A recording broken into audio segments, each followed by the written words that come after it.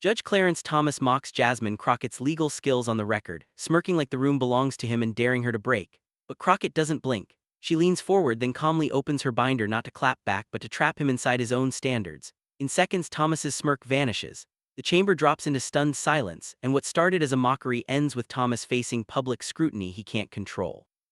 It started with a chuckle, but not a friendly one, the kind that's quiet on purpose. Then Clarence Thomas looked straight at Jasmine Crockett like she was a student who walked in unprepared. "Congresswoman Crockett," he said, dragging the title out like it was a joke he didn't bother to explain. "You call yourself a lawyer." He paused again, slow and heavy, letting that word lawyer hang in the air like an accusation. "Yet I wonder, do you even grasp the foundations of constitutional law?" It wasn't a question, it was a dare. He wasn't testing her knowledge, he was testing her nerve. Then Thomas leaned forward, elbows barely touching the desk, and his voice got softer, more dangerous. "The law isn't a game for speeches," he added, almost conversational. "It's for people who understand it." Crockett didn't blink. No big inhale, no nervous laugh, no scramble through papers.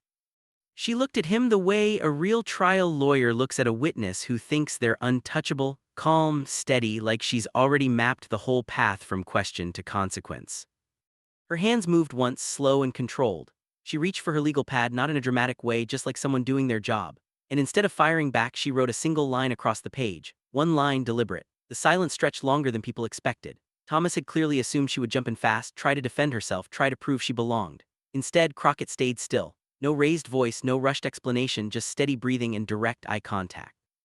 Thomas tried to take advantage of that quiet. He tilted his head and switched tactics, dropping into professor mode. "Let's keep it simple," he said. "Define strict scrutiny for the record." The way he said it made it sound like a pop quiz, like he expected her to stumble over a textbook phrase. A few people in the gallery shifted forward in their seats. This was the setup. If she hesitated, even for a second, he would own the moment. But Crockett didn't answer right away.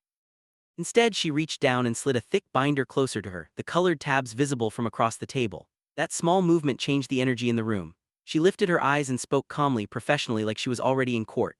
"Mr. Chair, I'd like to enter an exhibit into the record and request permission to complete my response without interruption." No attitude, no sarcasm, just procedure.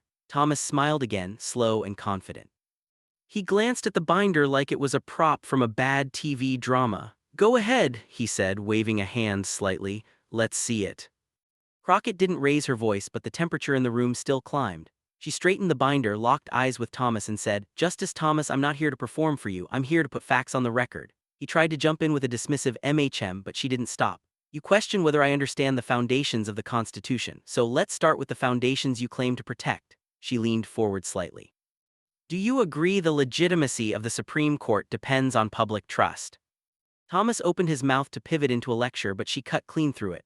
"Respectfully, this is not a speech question, it's yes or no." The room stiffened. He hesitated, then said it. "Yes." Crockett didn't smile. "Good," she replied, almost cold. "Because that trust is not automatic, it's earned and it can be lost." She didn't let the moment breathe, she pressed harder. "Do you agree judges must avoid even the appearance of impropriety?" Thomas shifted in his seat and tried to soften it with legal fog, but Crockett snapped it back into focus. "Don't hide behind language," she said. "The public doesn't get to rewrite the rules in secret, neither do you. Yes or no?" The word landed like a hammer. When he finally answered, slower this time, she nodded once and turned another tab. "Last one," she said. "Do you agree disclosure rules exist for a reason?" He paused longer now, eyes narrowing, jaw tightening. Crockett didn't blink. "Because if the answer is yes," she added, "then mocking my legal skills while sitting on undisclosed privileges isn't authority, it's hypocrisy."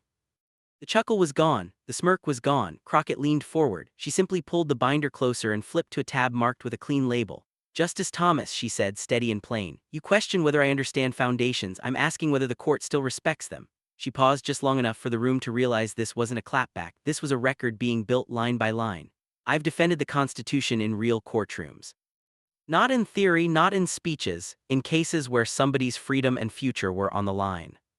She slid a single page out of the binder. "Exhibit A, ethics guidance and disclosure language highlighted because I don't want anybody claiming they missed it." The yellow markings were impossible to ignore. "Now here's Exhibit B," she said, flipping to a second sheet formatted like a simple table. "This is a timeline, public reporting, public filings, and public corrections. If the court is asking Americans to trust it, then the timeline can't be messy." She tapped one line with her pen. "Because when regular people make a mistake on paperwork, they don't get to laugh it off." Crockett turned to the next tab with a quiet snap. "Exhibit C, recusal standards, not vibes, not politics, standards." She looked up again and her eyes didn't soften. "You told me the law isn't for theatrics, so let's not do theatrics, let's do standards." Then, without raising her volume, she pressed the blade in deeper.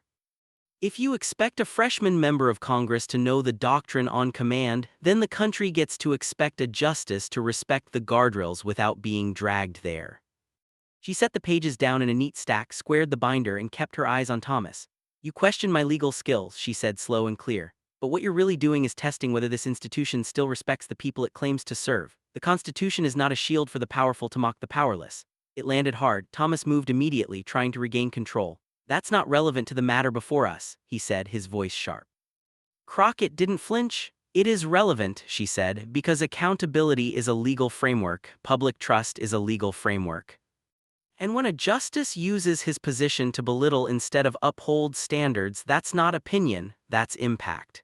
If you demand mastery from the people below you, why shouldn't the country demand integrity from the people above them? That line hit the room like a shock wave. Thomas opened his mouth to respond, then stopped himself. His jaw tight.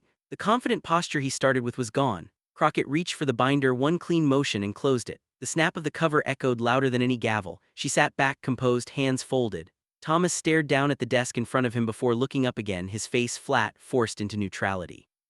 The easy confidence was replaced by forced restraint. A committee member threw Thomas a lifeline. Justice Thomas, would you like to respond or clarify your earlier remarks? Crockett didn't jump in. She simply turned slightly toward the microphone and said, I'll stand on the record. That was it. No follow-up, no debate. In the gallery, a law professor whispered, that's how you cross-examine power. Thomas tried to pull the room back with a small, controlled laugh. Well, he said, adjusting his glasses, I suppose we've all had our moment of enthusiasm. He waited for the reaction. It didn't come. No chuckles, no supportive murmurs, just silence. Within minutes, the clip hit social media. Justice mocks her. She shuts him down in one line. By nightfall, cable news jumped on it. Panels argued about what it meant. One side called it disrespect, the other called it overdue accountability. But the narrative flipped when people saw the full sequence. This wasn't a viral accident, it was a deliberate takedown built on method, not emotion. The story had changed. It wasn't about whether Crockett was too aggressive. It was about how a freshman lawmaker outmaneuvered a Supreme Court justice without raising her voice. If this moment hit you the way it hit millions of others, don't let it end here. Stories like this only matter if they keep moving. If more people see what real accountability looks like when power finally gets questioned on the record, drop your thoughts in the comments. Was this disrespect or was it long overdue truth? And if you want more real confrontations, more moments where silence speaks louder than shouting, make sure you subscribe to the channel right now. Turn on notifications so you don't miss the next showdown. Share this story with someone who needs to see it.